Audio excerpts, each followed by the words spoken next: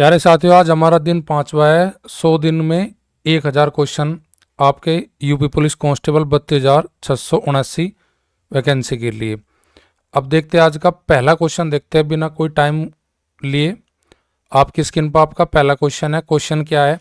एक व्यापारी एक वस्तु को खुदरा विक्रेता को 20% की छूट पर बेचता है, लेकिन डिलीवरी और पैकेजिंग के लिए रियायती छूट वाले मूल्य पर 10% शुल्क लेता है। खुदरा विक्रेता इसे 4,092 रुपये अधिक में बेचता है, जिससे 20% का लाभ अर्जित करता है। तो व्यापारी ने वस्तु को किस कीमत पर अंकित किया था? तो देखिए, हमारे पास अंकित का मतलब होता है मार्क प्राइस यानी कि एमपी, और जिस पे हम बेचते हैं उसे बोलते हैं हम एसपी, और जिस पे खरीदते हैं उसे बोलते हैं हम सीपी यानी क्रय मूल्य। सीपी कॉस्ट प्राइस, बेचना सेलिंग प्राइस। मैं मानता हूँ कि मेरा एमपी जो है वो 100 रुपये है, उस पर 20% की अगर मैं छूट दे दूँ, 20% की अगर मैं 100 पे छूट देता हूँ, तो मेरा जो बेचना होगा 20% की छूट के बाद वो जाएगा जी 80। अब ये कह रहा है कि डिलीवरी और पैकेजिंग के लिए रियायती छूट यानी कि जो हमारे छूट वाला मूल्य है यानी कि 80, उस पर 10% का शुल्क लेता है एडिशनल। यानी कि 80 का 10% का मतलब 10वां हिस्सा, यानी कि 80 पे वो 8 रुपये लेगा हमें और एडिशनल। तो 80 में 8 रुपये और लेगा, तो वो उसको टोटल जो खरीदेगा उसके लिए वस्तु हो जाएगी 80 + 8 यानी कि हमारी 88 रुपये की। ये 88 रुपये में बेचना होगा। अब 88 रुपये में अगर वो खरीद कर लेकर आता हो, व्यापारी जो देता है, किसी देता है वो आपका खुदरा विक्रेता, यानी खुदरा विक्रेता ने इसको खरीदा होगा 88 रुपये में। अब ये कह रहा कि अगर इसे वो 4,092 रुपये अधिक में बेचता है तो उसे 25% का लाभ होता है। खुदरा व्यापारी ने उसे खरीदा था 88 रुपये में। अगर 88 में 25% का लाभ ऐड कर ले, यानी कि 88 पे 25% का लाभ देखा, 25% का मतलब होता है हमारी फ्रैक्शन 1/4, और जब लाभ होगा 1 का तो ये जगह 5/4, अर्थात 88 का 5/4 हो जाएगा हमारे पास 22 पंजे 110। यानी कि जो वस्तु 88 की है वो हमारी बिक जाएगी कितने में? 110 में। अर्थात खुदरा व्यापारी उसे 88 में लेकर आता है तो उसे बिकेगा वो 110 रुपये में, तो उसे होगा 25% का लाभ। अब 88 में लेके 110 में उसने बेचा, 110 में बेचा, तो कहने का मीन्स ये हुआ हमारा। यहाँ पे मैं ये एसपी नंबर 2 कर लेता हूँ, क्योंकि सीपी नहीं होगा फिर, ये एसपी नंबर उसके लिए जो खुदरा व्यापारी है उसके लिए क्रय मूल्य हो जाएगा ये 88 रुपये। खुदरा व्यापारी के लिए हो जाएगा ये क्रय मूल्य कितना? 88, और एसपी हो जाएगा जी ये हमारा 110। तो कितना रेट बढ़ा उसने? 88 और 110 का अंतर लेंगे तो हमारे पास हो जाएगा जी 22, यानी कि 22 रुपये बढ़ा उसने खुदरा व्यापारी ने, उसका रेट 22 बढ़ा, तो उसका अंकित मूल्य फिर कितना था जी? 100 था। अब उसने पूछा कि जो 4,092 अधिक में बेच रहा, यानी कि 22 अगर अधिक में बेच रहा तो उसका अंकित मूल्य होगा कितना जी? 100। पर वो अगर 1 रुपये अधिक में बेचता तो कितना होता है उसका अंकित मूल्य? 22 के बटे में ले जाएंगे 100 के। वो अधिक कर रहा उसका रेट 4,092, 4,092 अगर अधिक करके बेच के उसने 25% का लाभ लिया तो फिर उसका अंकित मूल्य कितना होगा? तो गुणा करा देंगे 4,092 की। अब काट लीजिए, 11 से काट ले, 11 दूनी 22, 11 तिया 33, बच गया आपके पास 7 हो गए, आपके पास 79 यानी कि 79, 11 सते 77, बच गए 2 हो गए 22, 11 दूनी 22। फिर 2 से काटेंगे हम, 2 कम 2 बच गए 1 हो गए 17, 8 दूनी 16, हमारे पास 1 और बच गया हो गए 12, ये हो जाएगा हमारे पास 6 दूनी 12। अब 100 की गुना करेंगे हम किस में? 186 में। तो 100 की गुना करेंगे 186 में तो 2 जीरो पीछे लगने के बाद 186 का रेट हो जाएगा 18,600। तो 18,600 के लिए मेरी राइट ऑप्शन हो जाएगी ऑप्शन बी, यानी कि उसने व्यापारी ने उसका अंकित मूल्य जो कर रखा था वो 18,600 रुपये कर रखा था, जो वस्तु खुदरा व्यापारी को बिकी थी उसने। क्वेश्चन नंबर फर्स्ट के लिए हमारा आंसर ऑप्शन बी हो जाएगी। नेक्स्ट क्वेश्चन क्या है हमारा? एक व्यापारी अंकित मूल्य पर 20% की छूट देता है, उसे अब भी क्रय मूल्य पर 44% का लाभ होता है। यदि वह अंकित मूल्य पर बेचता तो लाभ कितना होता। देखो अंकित का मतलब होता है मार्क प्राइस, और बेचने का मतलब होता है जी हमारा सेलिंग प्राइस, और खरीदने का होता है हमारा कॉस्ट प्राइस। अगर माना मैं वस्तु 100 रुपये की खरीद कर ले गया, उस पर अगर 44% का लाभ लूंगा तो वो 100 से 44 रुपये अधिक में बेचूंगा, तो यानी कि कहने का मीन्स मैं से बेचूंगा 144 रुपये में। 144 में बेचने से पहले मैंने उस पर अंकित मूल्य किया होगा, उस अंकित मूल्य पर क्या % की छूट दी थी मैंने, 20 की। अगर मेरा अंकित x है तो x पे अगर मैं 20% की छूट करता हूँ तो कहना मतलब अंकित का 80% में से बेचा था, अर्थात x का 80% बराबर 144। अगर मुझे x की वैल्यू निकालनी तो मैं क्या करूँगा, 80% से भाग करूँगा 144 को, और ऊपर गुना करूँगा 100 की % हटाने के लिए 80 का। तो ये मेरा कट के कितना आएगा जी, 8 एकम 8 बच गए 6, 8 अठी 64, अर्थात वह वस्तु 18 गुना 10 x की वैल्यू आ जाएगी कितनी, 180। उसका अंकित मूल्य उसने कर रखा जी 180। अगर वो अंकित मूल्य पर ही बेचता, यानी कि उस वस्तु को 180 में बेचता जो खरीद रखी उसने 100 की, तो कितने % का लाभ होता। अब 100 का और 180 का जो अंतर है वही हमारा लाभ है, अर्थात 100 और 180 का अंतर हो जाएगा जी 80। लाभ बटे करिय मूल्य और % काटने के लिए गुना 100 करेंगे तो हमारा आ जाएगा कितने % का लाभ जी, 80% का लाभ। 80% का लाभ यानी कि ऑप्शन फर्स्ट हो जाएगी, यानी कि ए हो जाएगी क्वेश्चन नंबर 2 के लिए मेरा राइट आंसर। क्वेश्चन नंबर 3, वह संख्या ज्ञात कीजिए जिसमें 15:19 के अनुपात में क्या घटाए ताकि अनुपात 3:4 हो जाए। अब इन सॉल्व करने का बेसिक तरीका क्या है, अनुपात लिख के कि क्रॉस मल्टीप्लाई करा दीजिए। 15 चौका 60, 15 की 4 में गुना करा दीजिए, 19 की 3 में, 15 चौका 60, 19 30 57, इनका अंतर लीजिए और जो अंतर आएगा उस अंतर को भाग कीजिए निचले अनुपात के अंतर से। 3 और 4 का अंतर 1 आ जाएगा, 1 से भाग करेंगे 3 को तो मेरा लास्ट में भागफल आएगा 3, तो मुझे 3 ही घटाने की जरूरत पड़ेगी 15:19 के अनुपात को बदलने के लिए 3:4 के अनुपात में। तो हमारा राइट आंसर हो जाएगा क्वेश्चन नंबर 3 के लिए ऑप्शन बी। क्वेश्चन नंबर 4, जब हम लंबी भाग विधि से दो संख्या का महत्तम यानी कि एचसीएफ की गणना करते हैं तो अंतिम भाजक 2 होता है और क्रमिक भागफल पहले से अंतिम तक 2 4 2 होते हैं, तो दो संख्याओं को ज्ञात कीजिए। तो देखो उन सवालों में हम डिटेल से निकालते हैं। अंतिम भाजक का मतलब होता है जब हम एचसीएफ निकालते हैं, यानी कि हमारा एचसीएफ जो सवाल में है, अंतिम भाजक का मतलब होता है हमारा एचसीएफ, यानी कि हमारा जो एचसीएफ है वो 2 है।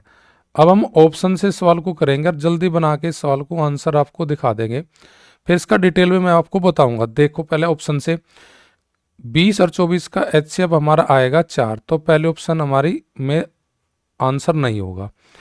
12 और 16 का एचसीएफ भी हमारा 4 आएगा, तो इसका भी एचसीएफ 2 नहीं आने का। 18 और 40 का अगर हम एचसीएफ निकाल लगे तो देखिए 40 को जब हम 18 से भाग करेंगे, 18 दूनी 36, बच गए 4, 4 का 18 रख के 4 चौक 16, बच गए 2, 2 का 4 रखेंगे तो हमारा हो जाएगा एचसीएफ 2। तो राइट आंसर हमारी हो जाएगी ऑप्शन सी। तो राइट आंसर तो होगा हमारा 18 और 40 जिनका एचसीएफ 2 होगा, यानी कि अंतिम भाजक हमारा 2 होगा, वो ऑप्शन हमारी कौन सी बताएगी हमें, ऑप्शन सी। अगर हम इसे बेसिक तरीके से निकाल लें तो वो कैसे बनाते हैं हम सवाल को, देखिए भाग वाली विधि से हम कुछ सवाल को ऐसे बनाते हैं। भाई पहला भागफल वो कह रहा हमारा 2 है, अगला मेरा भागफल क्या है जी 4 है, और लास्ट वाला मेरा भागफल क्या है जी 2 है, और अंतिम भाजक मेरा क्या है जी 2 है। तो देखो 2 की 2 में गुना करेंगे, अंतिम भाजक का मतलब जहाँ से शेष हमारा शून्य बचाओ, 2 की 2 में गुना करेंगे 2 दूनी 4 हो जाएगा। ये 4 कहाँ से आया होगा, यहाँ से आया होगा हमारा, जब हम लेते हैं भाग विधि से आपको पता है ये कहाँ से, यानी कि शेष बचा होगा। तो भाजक गुना भागफल प्लस शेषफल, तो यहाँ का भाज्य आ जाएगा 4 चौक 16 2 18, अतः जब 18 को हम 4 से भाग किया होगा तो जब ही तो हमारा शेष 2 बचा होगा। अब ये 18 कहाँ से आया होगा हमारा, यहाँ से आया होगा, और ये भाजक जो बचा है हमारा ये शेषफल होगा पहले का। तो 18 गुना 2 यानी कि 18 दूनी 36, और प्लस ये हमारा शेषफल यानी कि 36 में 4 और जोड़ देंगे तो हमारा हम कह सकते हैं कि मेरा जो पहला था, पहली संख्या जो थी बड़ी उनमें 18 दूनी 36 और 4 40 यहाँ हो जाएगा, और जब हम 40 को 18 से भाग करेंगे तो शेष मेरा 4 आ जाएगा। तो ये संख्या क्या थी हमारी, 18 और 40 थी। 18 और 40 हमारी ऑप्शन सी में दी गई है। नेक्स्ट क्वेश्चन हमारा 53,240 रुपये की राशि को 3 वर्षों में 10% चक्रवृद्धि ब्याज यानी कि वार्षिक रूप से जो संयोजित होता है उस पर जमा किया जाता है। तो मूल राशि ज्ञात कीजिए, यानी कि 53,240 हमारा क्या है, मिश्र धन है। 10% का मीन्स होता है हमारा फ्रैक्शन का 1/10, अर्थात 10 से हो जाएगी हमारी राशि 11। कैक साल के लिए बताया 10, 3 साल के लिए। तो 3 का अगर हम स्क्वायर करें इसका तो ये हो जाएगा 1331/1000, अर्थात 1000 रुपये हमारा मूलधन है तो 1331 मेरा मिश्रधन है। अर्थात मूलधन अगर 1000 है तो वहां पे मिश्रधन होगा हमारा 1331। अब मिश्रधन मुझे दे रखी वैल्यू 1331 की वैल्यू दे रखी 53,240। तो 53,240 को भाग करेंगे 1331 से, तो जब हम करेंगे भाग तो यहाँ पे चल जाएगा, ये कट जाएगा इससे पूरा 5324, 1331 4 बार यानी कि 40 बार कंप्लीट कट जाएगा। और 40 के अगर गुना मैं इधर करा दूं 1000 में तो मेरे मूलधन की राशि का आंसर आ जाएगा मेरे पास 40,000। 40,000 मेरी ऑप्शन है, ऑप्शन डी में। हम इस सवाल को इस तरीके से भी बना सकते हैं, दूसरा तरीका ऑप्शन से भी बहुत जल्दी बना सकते हैं। देखिए अगर मिश्रधन हमारा 53,240 है तो उसका मूलधन मूल राशि हुआ 60,000 नहीं होने की हमारी। अब देखिए 30,000 अगर मैं लेता हूँ सीधा सीधा झगड़ू 10 और 3, 3 बार 10 ले 30% भी निकाल लूँ 30,000 का तो 9,000 होगा। तो यानी कि 9,000 जोड़ूंगा 30 में 39 होगा, ये भी मेरी ऑप्शन नहीं होने की। 20 तो फिर नहीं होने की, जब 30 से हम 53,240 तक नहीं जा सकते। तो ओरली भी हम सवाल को बना सकते थे, बस 40,000 का 30% निकाल ले तो यानी कि 12,000 के आसपास से कुछ फालतू रुपये हमारे हो गए। 40 में जब 12,000 जोड़ेंगे तो लगभग हम 53,000 के आसपास पहुंच जाते हैं। तो हमारा ऐसे भी ओरली हम सवाल को बना सकते थे ऑप्शन के द्वारा। अगला क्वेश्चन है हमारा, कुछ श्रमिक कृषि श्रमिक है हमारे और उनकी औसत दे रखा मासिक औसत ₹S, अन्य श्रमिक भी हमारे जो उनका औसत है T है। यदि कृषि श्रमिकों की संख्या अन्य की तुलना से कितने गुने अधिक है, 11, तो सभी श्रमिकों का औसत मासिक वेतन ज्ञात कीजिए। देखिए यहाँ 2 प्रकार के श्रमिक है, एक तो कृषि के है अरे एक अन्य के है जी हमारे। अगर अन्य 1 है तो कृषि वाले उनसे कितने गुने ज्यादा है जी, 11। इनका औसत हमारे पास कृषिकों का S है और अन्य का है जी T। तो देखिए अगर हम कृषि का अगर 11 संख्या उनका औसत S है तो उनका कुल योग हो जाएगा औसत गुणा संख्या यानी कि 11S। अगर अन्य 1 है और उनका औसत T है तो उनका योग हो जाएगा औसत गुणा संख्या यानी कि T की गुणा करेंगे एक में T हो जाएगा। और इन दोनों का योग करेंगे कृषि और श्रमिकों का तो हो जाएगा 11S + T और बटे कुल योग बटे कुल संख्या, यानी कृषि के 11 है अन्य के 1 है तो टोटल कितने श्रमिक है वहां कृषि और अन्य के मिलकर 12। तो कुल योग कितना हुआ उनका 11S + T बटे 12। यही मेरा उत्तर हो जाएगा 11S + T बटे 12 उन सभी का टोटल औसत हो जाएगा, जो कि ऑप्शन मेरी रखा है ऑप्शन ए में ये आंसर। क्वेश्चन नंबर 7, एक चुनाव में 2 उम्मीदवार थे, 75% मत यानी वोट पड़े यानी कि मत डाले गए यानी कि वोटिंग हुआ। वोटिंग में 2% अवैध घोषित कर दिए गए और जी 9261 वोट लेके एक ने कुल वैध मतों का कितना लिया जी 75%। नामांकित मतदाताओं की कुल संख्या पूछी मुझसे। अगर मैं कुल संख्या निकालूं यहाँ पे एक लाइन में क्वेश्चन बन जाएगा। नामांकित संख्या अगर मैं टोटल मानूं मतदाताओं को एक्स का कितना परसेंट वोटिंग हुआ 75%। 75 का कैक परसेंट अवैध घोषित कर दिए 2%, अर्थात वैध कितने हैं 2% घटाएंगे 100 में से यानी कि 75 का 98% वैध है जी। अर्थात x का 75% का 98% अगर हम निकाल तो वैध मतों की संख्या आ जाएगी। और इन वैध मतों का अगर मैं 75% निकाल लूँ तो उसका आ जाएगा जो मैं वोट दे रखी यानी कि 9261, यानी कि टोटल वोट का 75, टोटल नामांकित अगर x है उनका 75% काट देंगे तो वोटिंग का परसेंट आ जाएगा, वोटिंग डालेगी वोट का, और उनका 98% काट देंगे तो ये वैध आ जाएगा। और वैध का 75% काट देंगे तो उसकी आ जाएगी जिसको 9261 वोट मिल रही। मुझे टोटल बताने कितने, तो उनकी संख्या मुझे निकालनी x, तो बटे हम करेंगे यहाँ पे 100% हटाने के लिए और का मीन्स हमारा हो जाएगा गुना, इसे सोल्व कर लेंगे हम। 25 × 75, 25 × 100, 25 थी 75, 25 चौका 100, इसका हाफ हो जाएगा 49 और इसका हाफ हो जाएगा 100 का 50। तो 4 गुना 50 गुना 4 तो गुना कर लेगा इधर, यानी कि हमारा 50 का 4 गुना 200, 200 का 4 गुना 800। ये 800 हमारा होगा कहाँ से, 50 की 4 में गुना 200, 200 की 4 में 800, और बटे में करेंगे हम इसको भाग 3 गुना 49 गुना 3, यानी कि 49 गुना 3 तिया 9। अब इसको हम भाग कर लेंगे, 9 कम 9 नहीं चलती, 2 में तो 0 लगा के उतार लेंगे, जोड़ा 26, 9 दूनी 18, बच गए हमारे पास 8, 9 नम 81। अब हम देखेंगे 49, 49 का डबल हो जाएगा 98, बच गए 4, हो गए 49, 49 एकम 49, ये 49 से 1029 21 बार कट गया, 21 गुना करेंगे 800 में, डबल 0, 8 एकम 8, 8 दूनी 16, यानी कि 16,800 टोटल वोट हमारी वहाँ पे है। 16,800 कौन सी ऑप्शन है मेरा, ऑप्शन डी में मुझे दिया गया है।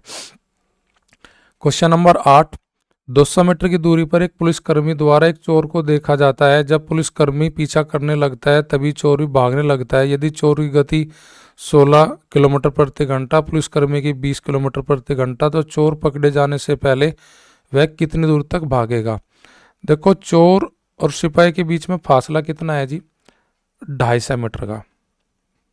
यहाँ पे हमारा कांस्टेबल खड़ा है, यानी कि सिपाही खड़ा है, सिपाही खड़ा है यहाँ पे हमारा, और यहाँ पे हमारा जी चोर।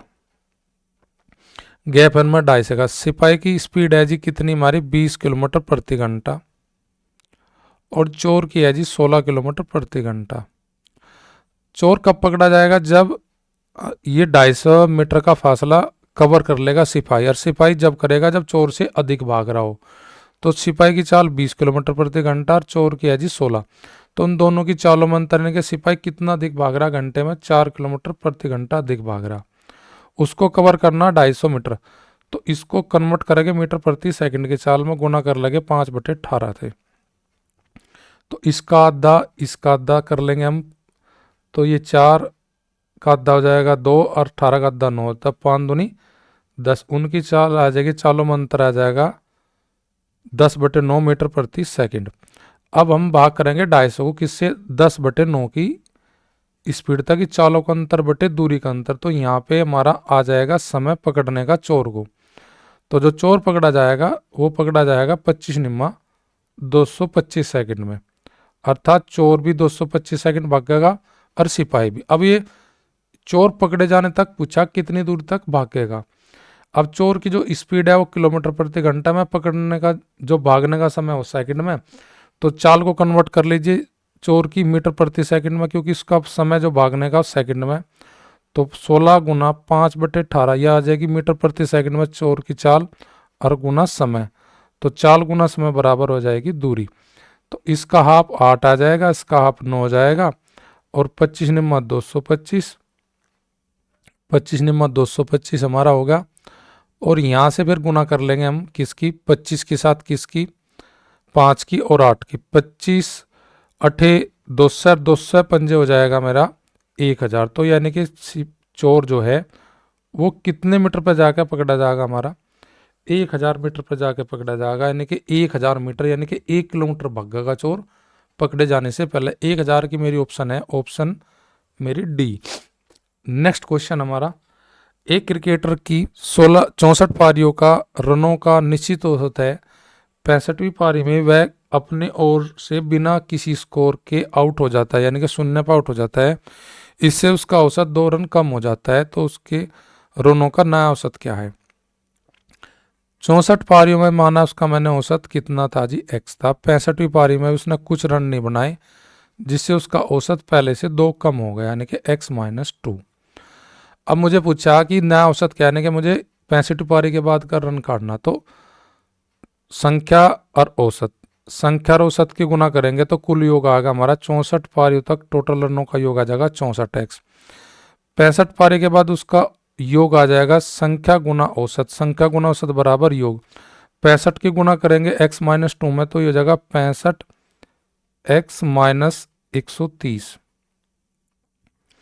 अब देखिए यहाँ पे हमारा 64 का भी वही पारी का वही योग है जितना 65 में, क्योंकि 65वीं पारी में उसने क्या रन बना रखे, 0।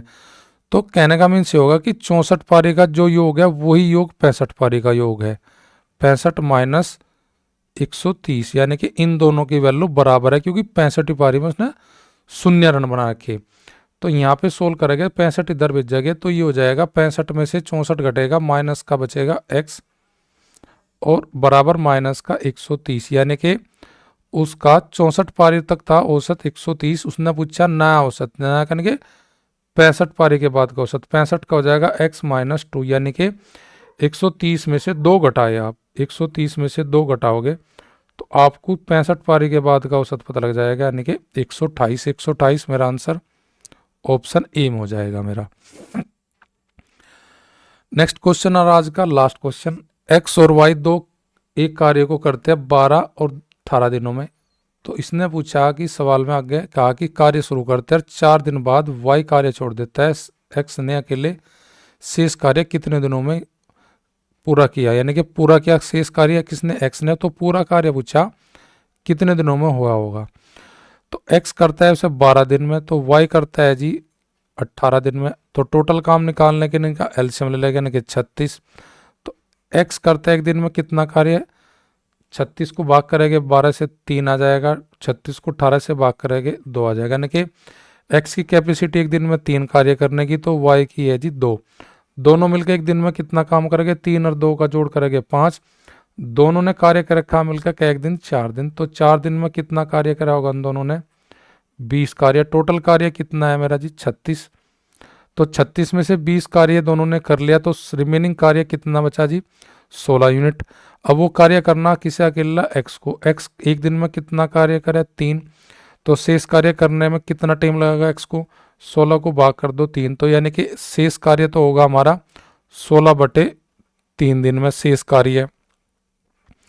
और 4 दिन उन्होंने इकट्ठा कर रखा, तो टोटल कार्य कितने दिनों में होगा जी 4 दिन इकट्ठा करा, और एक्स ने अकेला कितने दिन करा 16/3, तो 3 की गुना करो 4 में, 4 तिया 12, 12 और 16 हो जाएगा मेरा 28। तो यानी कि टोटल जो ये कार्य खत्म होगा 28/3 डेज में होगा जी। 28/3 डेज मेरी ऑप्शन कौन सी में दे रखा, ऑप्शन ए में दिया है।